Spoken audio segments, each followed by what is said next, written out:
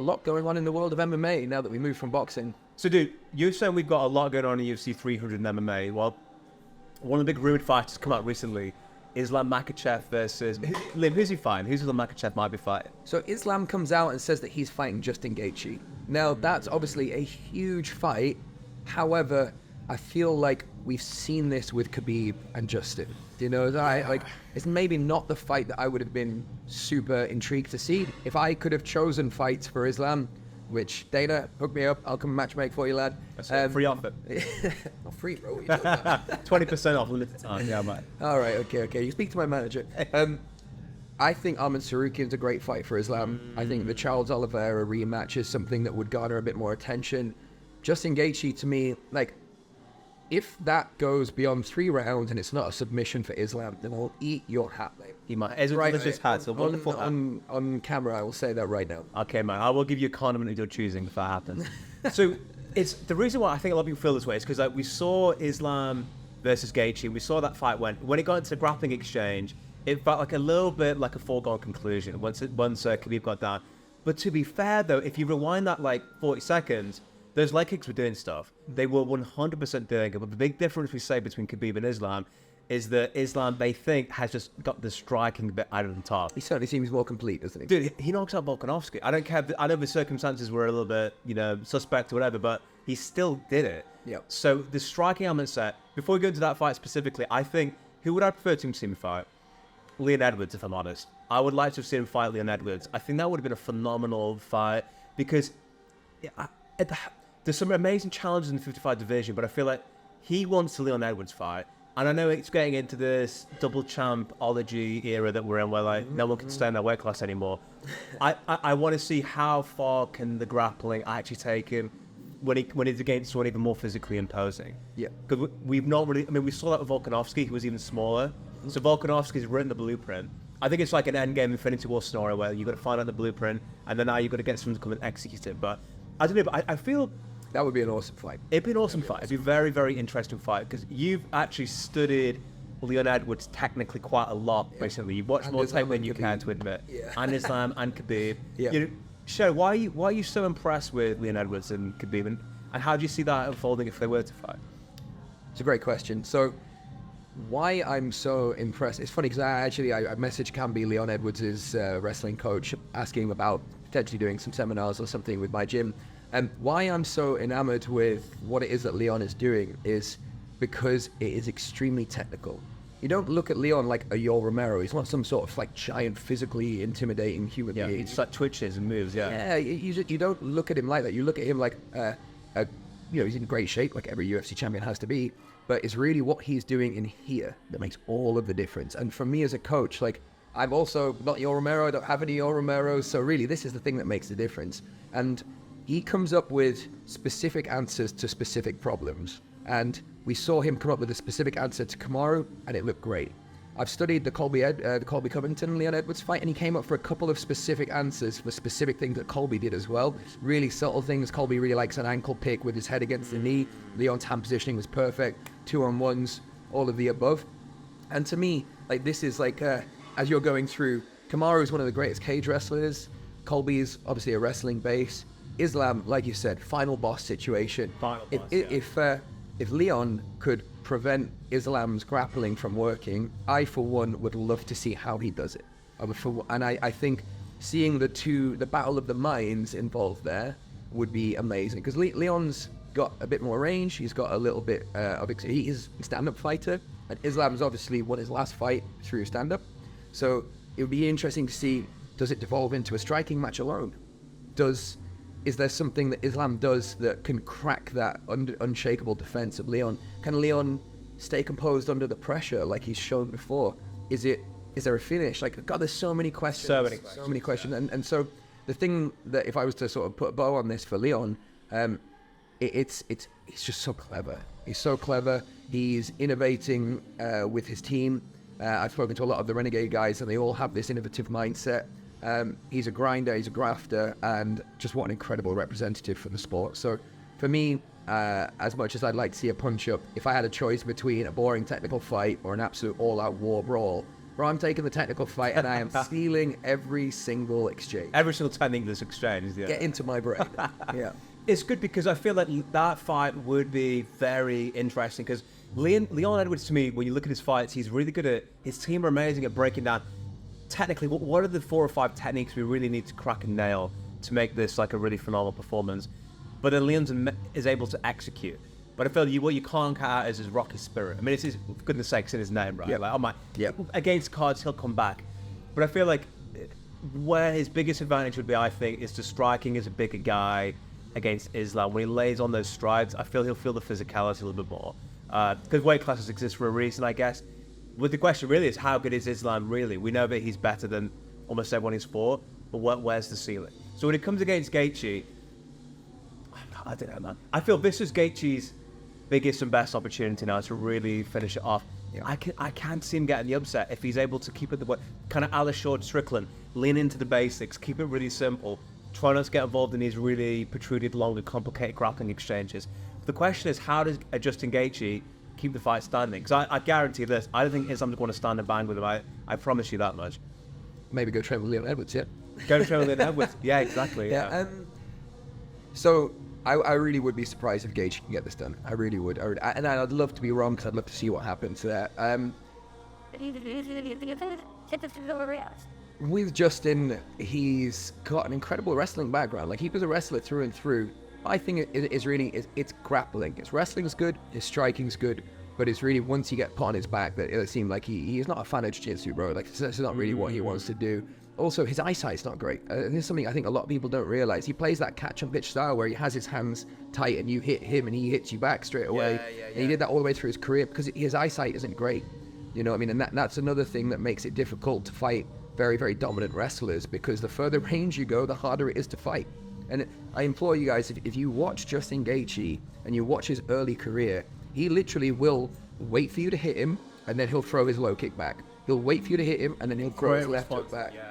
And he's like, what he's not doing is, slipping a punch and coming back. It's only since Trevor Whitman that he's actually started to put that type of defensively sound game together. But he's got one of the most high strike absorption rates per return rate that you're going to see in the UFC. And you just, bro, you can't be getting into these like slugging exchanges, because the moment you throw a low kick, bro, you're getting bundled to the floor and it's a hard time, man. That's a tough one, isn't it? Because his leg kicks are his most punishing tech. But to be fair with you, how did Khabib complete the takedown against Gaethje? It wasn't off a low kick, was it, if I remember correctly? It was against the cage. It was against the cage. So, do you know what? It was really funny about this is that, like, I watched that fight and I watched it to see what was going to happen on a technical basis. And if you watch that, like, I think it's the first minute to 3 minutes, the first half of the round, Rob won.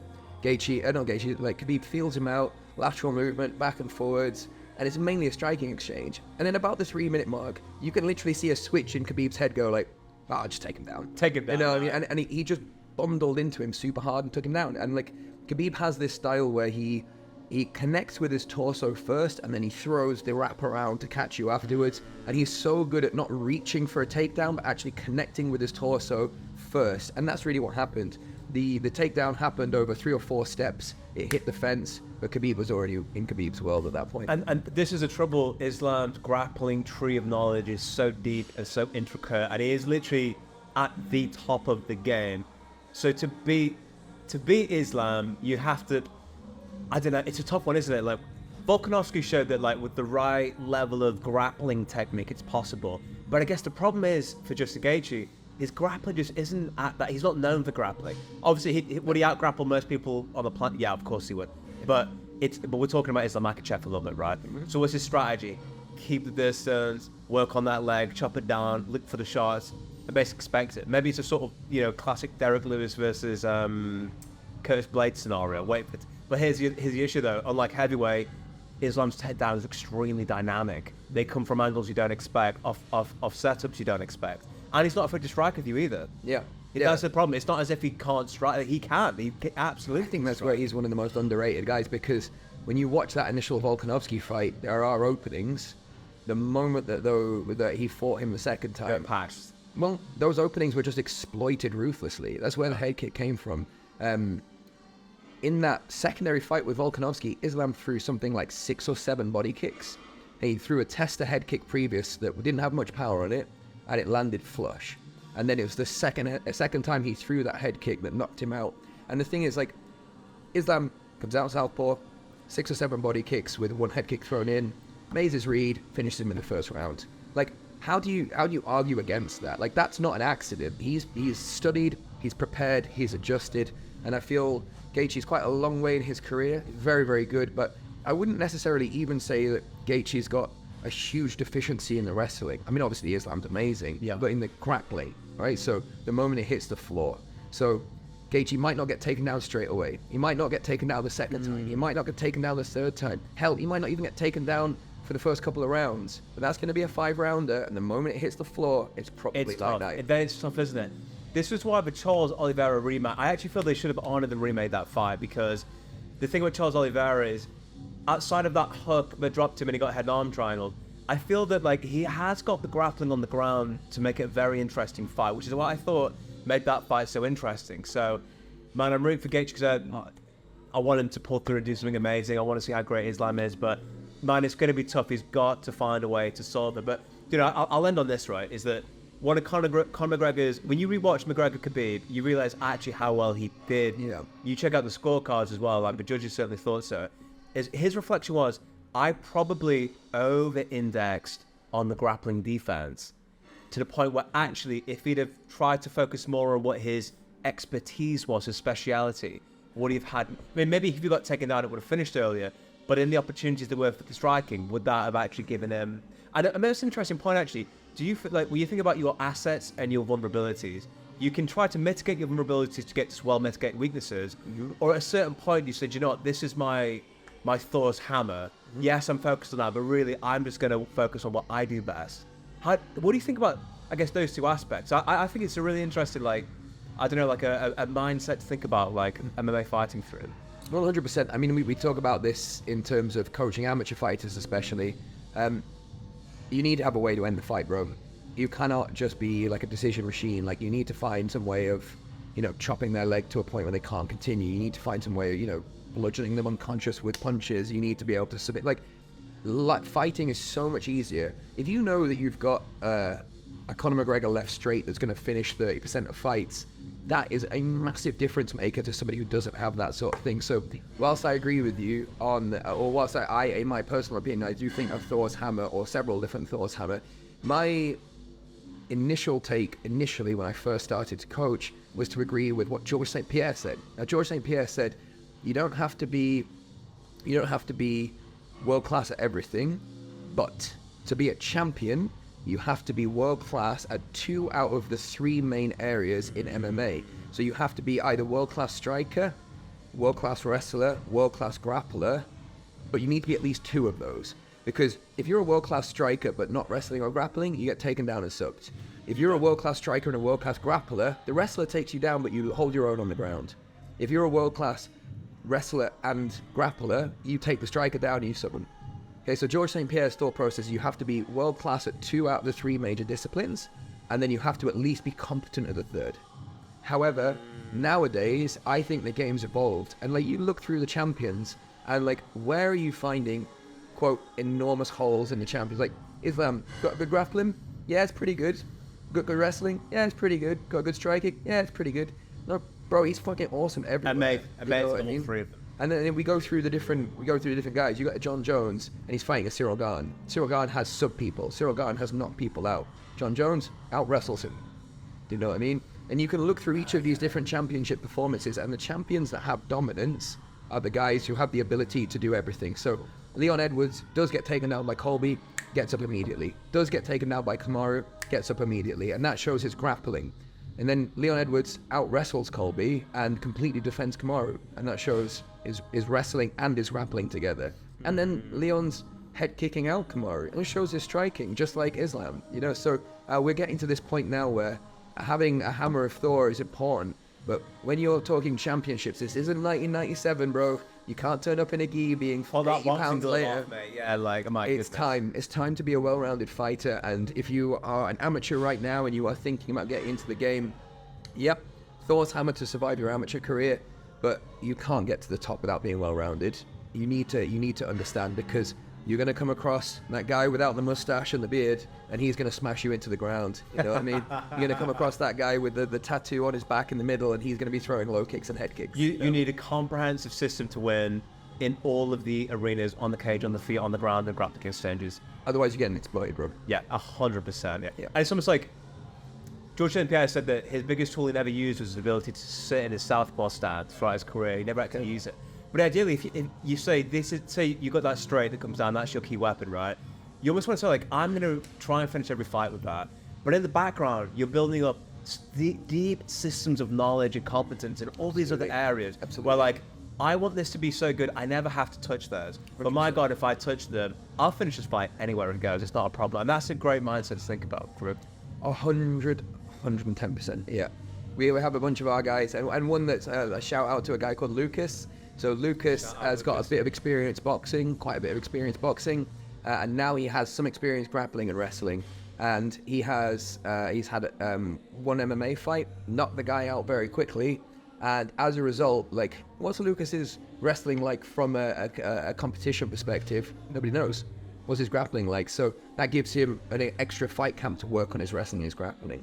Gives him an extra fight camp, you know, and what he's doing here is he's able to build skills while still building confidence and building momentum. Not everybody's going to have that, but at the end of the day, it was kind of similar to myself whenever I competed. Like, nobody really knew how terrible a striker I was, because I took you down and subbed you. You know what I mean? And the truth was, I was awful. You could have said you're amazing, you just decided not to use it. Yeah, absolutely. Like, yeah, I'd have beaten Tyson Fury in his prime, no problem. But nobody knows, you know. So yeah, it's important to have a good team. It's important to have good technique. It's important to have everything in the right place if you're aiming for that upper echelon championship position.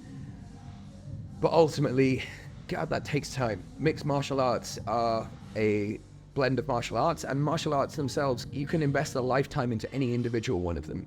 Do you know what I mean? Ronda Rousey puts her whole life into judo, manifests it in the UFC.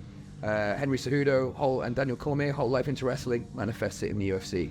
You know, Wonderboy Thompson, whole life into striking, manifests it in the UFC. These things work, but to be at the top level, you have to be well-rounded. And it's interesting, we talk about you need to be well-rounded, but like, what about specialisms? Like, say you're, I don't know, 15 years old, you're walking into an MMA gym, it's like, okay, cool, I've got, like at your gym, right, you can do, you know, all the disciplines. It's like, should a fighter have one in particular? But do you know what? Do I split my beans at every pile, you know, equally, or do I say, do you know what, you follow? Because I guess the other thing is, like, the person, to quote the great Sam Sulek, the person that enjoys walking will walk for the person who enjoys the destination, right? So there's a bit of like, let's say you do train all of them, but you just love jiu-jitsu.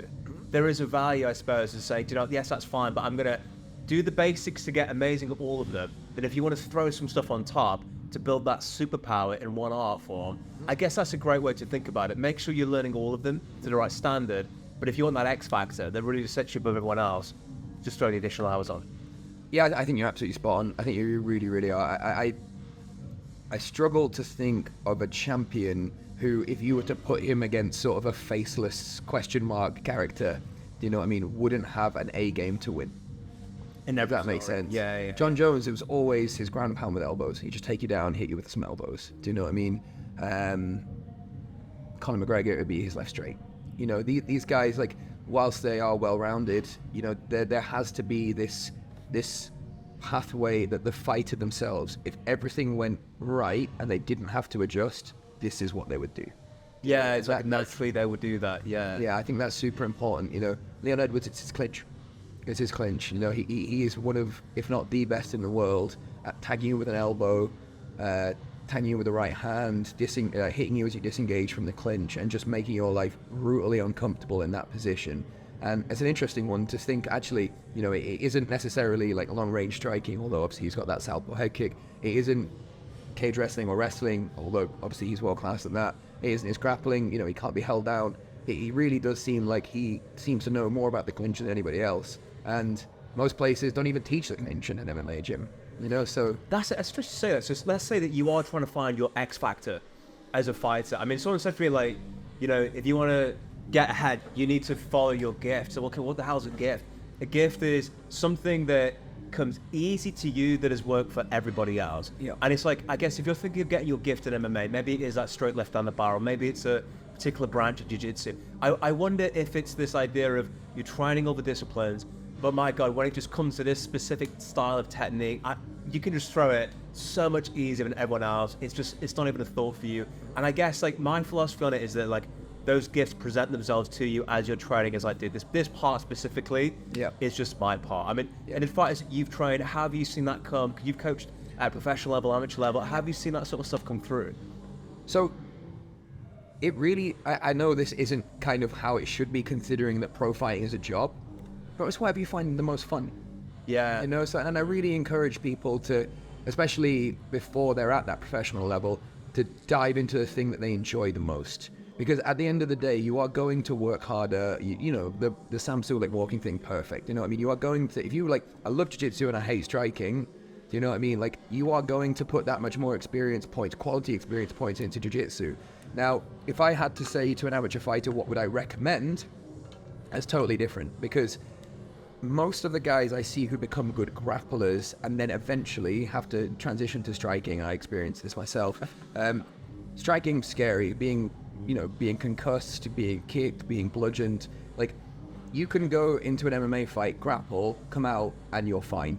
You could go into a kickboxing match, and you're almost certainly going to come out with some damage. With some damage, yeah. If you had 10 fights, there's no way that you're going to be completely uninjured. And I say, not injured, but you're going to be completely unhurt throughout all of them. So what I would implore people to do is to get over their fear of striking so that they don't become the panic wrestler when time comes. So if I had to choose the pathway for a fighter, it would be to experience the striking first, make sure that there's no innate fear. But when you've got a grappler who turns into a striker or becomes a striker, you know, they always have in the back of their head, oh, if this goes wrong, I should grapple. But that's not a healthy mindset to have in a fight. If this goes wrong, I can do this. Do you know what I mean? Like, you have to have this mentality that I will choose to grapple if this so benefits me in the fight. And it needs to be a proactive thought process, not a reactive thought process. Does that make sense? Because we've seen those death spirals like where somebody starts striking, doesn't go their way, they think, crap, I need to shoot a takedown. And if they miss the takedown, it marks the beginning of the end. Because they know they're lost on the feet, they're trying to get it to the ground, but they're unable to do so, and they're almost then trapped. Yeah, I mean, you've seen a jiu-jitsu guy lying on his back encouraging people to come down. Scooting forward, like, come on, man. Yeah. It's not a good look ever, is it, really? And really, this is very visceral to me because, like, bro, I am that guy, man. Do you know what I mean? Like, I have now put so many hours into grappling. You know, I appreciate striking. I like the striking. I feel like I can see the striking very well. But I'm never going to fall in love with it like I fell in love with jiu-jitsu. Yeah. Because I know that my pathway to victory through grappling is so solid and so secure that it's almost... like, why would I bother? And I really hate that mentality. And it's something that is really like, as a coach, is do as I say, not as I've done. Do you know what I mean? And you see it in the last fight I had for the featherweight title eliminator. I came out and I threw a flying kick. And it's super inadvised. I got dropped off it. It was one of those where, in the moment, my mindset was just like, oh my God, I've got to strike with this guy because I didn't finish him with my grappling in the first. And what a terrible mindset to have in a fight, man. Like, I really wish at that moment I'd had a coach who'd just slapped me in the face and just been like, fuck, come on. But the funny thing is, your grappling's so good, you can almost just shelf it and do exclusively striking for like 6 months, and then come back up and your grappling would still be way leagues ahead anyway. It's true, but I just don't want to. Yeah, it's not one. Forget that. It wants to knee and punch and stuff, right? Yeah. Well, I've always thought, you know, people can make their speciality a cheat code.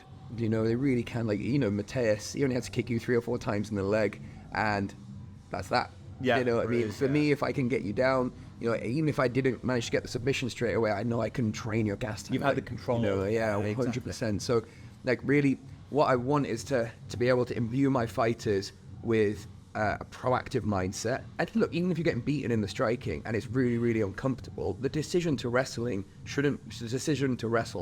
shouldn't be out of fear. It should be as a strategic decision made correctly. Do you see what I mean? And it's such a subtle yet enormous difference. So I'm going to give you a prediction where I think the future of MMA is going to go. Okay. I feel that, so we know MMA has evolved more than any other sport in the last 30 years. Absolutely. This is like There's knowledge. to it, yeah.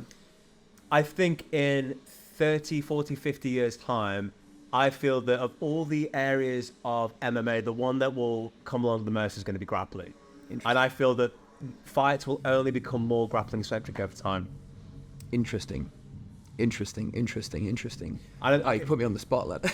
I can tell you why I think that's the case. Yeah, go. Because I feel that all things being equal, grappling is a more dominant art form. And the reason I think it's a more effective art form is because in any discipline, like life, business, whatever, the more variables you control, the more effective you can be. And I feel, we always say you can throw a lucky punch. Nobody's throwing a lucky armbar. It doesn't exist. Yeah. I feel when you're like, if you take it on Makhachev as a good example, the control pressure he has, there's some situations, one route of escape, the one defined route of escape. But if you're standing across the ring from somebody, they could throw any number of things. Yep. So I feel the pathway of control leads more to grappling centricity. I'm not saying that like no one's going to strike, but I feel like that art form, in terms of its control decision, let's just say if you get into mount, your finish rate is like 99%. Let's just say you're a specialist in mount. You then just have to go one step back to, how about from side control? And then you keep on, you see what I'm saying? Like if expertise keeps increasing, I think that we'll converge on a more grappling centric style across all of MMA. If I could ask you that question again, but say now this only applies to heavyweights and this only applies to strawweights. So let's say we had the very, very extremes of the spectrum. Would you say that that's across all weight classes? Because the thing is like, as you get to the higher weight classes, things change, man. So they do. Is this the median? Is this the mean? Is this the ends of the bell curve? Do you know? That's actually really good. But I haven't like sat around a whiteboard for 10 hours drafting this theory out. Just FYI. But like, I feel that heavyweight MMA and flyweight MMA, they're almost different. They're as different as MMA and boxing. Like they're really different. Like, I mean, Joe Rogan always famously said, if you want to model your fight style, model after my ways, because you get to the point like where if you model after a 125-pound guy, dude, you are looking at the pinnacle of technique, because there is the crazy strength advantage. You're pretty much as biologically optimized for the weight classes as biologically possible. So I would say heavyweight, it's a completely different game, a very, very different game. Yeah, 100%. Man, but you are the grappling expert. So I'd be interested in your. I don't say expert, like I mean, how do you sort of see that future developing? It's one that I would actually like to spend the 10 hours in front of the whiteboard. So I have the 10 hours to spend. Yeah, if I was to just throw something out there, like, I think the explosion in popularity in MMA will see a much, much higher quality of athlete. And I think, therefore, you said, like, when everything's the same, it's really, grappling's the most technical. You know what I mean? Now, what I'm going to predict is that it's going to be the opposite. It's going to be that everything isn't the same, in the sense that you're going to get much more John Joneses, you're going to get many more Yoel Romeros, you're going to get many more of these athletes that make the physicality side of things just so much different. And the difference is, like, you look at, say, a Luke Rockhold, right? Luke Rockhold, great striker, great grappler, chiseled, all of the above, do you know what I mean? Great for the weight class. And he said that when he fought Yoel, it was like kicking steel. Yeah. You know what I mean? And the thing is that, like, you're going to get more and more of that as the sport continues to become popular. You're going to have guys who might make the decision not to go to the NFL, not to go to basketball, not to go to these sort of really high baseball, these high-paying sports, and actually take a career path in MMA because it's logistically viable. You'll see new evolutions. And when you get to that level of athleticism, my personal experience is that increased athleticism lends itself, believe it or not, to the strikers, because it's very hard to take down an incredibly dynamic athlete. And it's also one of the things that when the dynamic athlete punishes you for trying to take them down, they're capable of generating so much more damage. Now, you could obviously invert that and say, well, if you've got somebody who can move that explosively, that the takedowns will come easy for them. Khabib was obviously a fantastic athlete. John Jones is a great athlete, and he's like led towards the grappling. I know it sounds crazy, but I think Leon Edwards has written the blueprint for the immediacy of the future of the sport. So for the next 5 to 10 years, I would not be surprised if more and more fights start to look a little bit more like Leon and a little bit less like Islam and Khabib. Well, do you know, but that's just my 2 cents. But that's just one guy's opinion. Yeah. It's funny you make that Don't point. quote me on that in 5 years when everybody's Chechen. You're definitely just taking them down. And everyone write that down. They'll live together. So, like, it's like, if you take chess, for example, when you get these 3,600 elo chess bots, what ends up happening most of the time is most of the matches are in draw because everything neutralizes each other. Yeah. So the other feature of MMA, and this theory just occurred to me as you were talking there, is that like actually it could either be it becomes more grappling centric or grappling neutralizes itself because the decision trees are like everyone knows the offense and defense is the trees established, and then you go to more of a space where there's more creativity and it's more difficult. Like for example, chess has been solved 7 pieces or less. So any configuration of any pieces, 7 pieces or less, we know how to win or what the outcome is. I feel that like naturally with MMA, you get to the point where like, if that happens with grappling, depending on how deep you think the tree gets, striking where there's maybe more. I guess it would be fair to say there's more options, right? Like there's more things, more movements you can do from a striking perspective if you engage somebody. You could say that grappling neutralizes itself, and it becomes way more. So fights tend to be more striking focused as opposed to grappling. But it should oscillate around one of the two. So my prediction, I guess, if I had to boil it down, would be that the striker v grappling matchup, I think will be an era-based thing. I think that will exist for a period of time, and then I think we'll move on to a different question in the next 20 or so years. Yeah. I just to add a tiny thing to that is, like you say, like as sports evolve, they become more and more solved. Yes. So therefore, I would not be surprised if we see a little bit of an age of innovation in the sense where having a decision tree, like, I don't know, guy's in Turtle, you know, and I've got a body lock or something. Brett Johns, for example, against Joe, I can't remember his second name, but anyway, Brett Johns threw a hook in, and instead of taking the back, he did a calf slicer and finished the fight. Yeah. Now, if you were to look at somebody throwing a hook in against a turtle position, 98 times out of 100, that guy goes for the back take. But that 1%, that 2%, shone, and he gets the finish. You know what I mean? Now, who's expecting a guy with a hook in to go for a calf slicer? They're not. It's just such a random thing to do. Do you know what I mean? And yet, here we go, finishing the fight. So, you know, I wouldn't be surprised if we see more of a broadening of what happens. You know, more of these sort of weird knockouts that come from strange places. More of these strange types of positions like the calf slicer, more of these strange types of positions like the Sulamov stretch or the Von Flue choke, or these things that come out of the woodwork once you start to make decisions that aren't, I'm inside control, do I go to mount, or do I do what Omen St. Preux does, puts his arm into a guillotine and then chokes his opponent. You know, it's like, It's a really random one, but it's something that finishes all time. So I would not be surprised as we get more solutions for the fundamentals, that the solutions become a little bit more abstract. They do, and I guess the deeper down the tree everyone gets, the more exciting the matches get. But I think it's like with anything innovation, like it explodes, and then it should slow down as everyone kind of progresses around, like the new found understanding in the sport. Absolutely. And then, of course, you know, you're never going to see rear nakeds go out of fashion. You're never going to see fatiguing an opponent go out of fashion. You're never going to see a time where a swathe of the sport is irrelevant. You know, the fundamentals are still the fundamentals, but what I'm expecting to see is people just have a real handle on that. And a way that I can sort of reinforce that point is seeing amateurs now versus seeing amateurs 10 years ago. Current level amateurs are pro level 10 years ago. I will defend that to the death, man. Wow, the level of amateur this day and age is an order of magnitude higher than it used to be. And I'm, for one, welcome that, because at the end of the day, if you can get the sport to a point where the person who knows the most wins, then you are going to be driving that sport forward, and it's going to be a little bit closer to who's winning through fairness. You know what I mean? Who's winning correct? It's not the guy who went out and did the biggest steroid cycle. He's not the one who necessarily wins. It is the one who is the one that understands the game the best, and that's what we're seeing at the amateur levels. You've got so many gyms through the UK that have either their own specialities or are producing these incredible talents.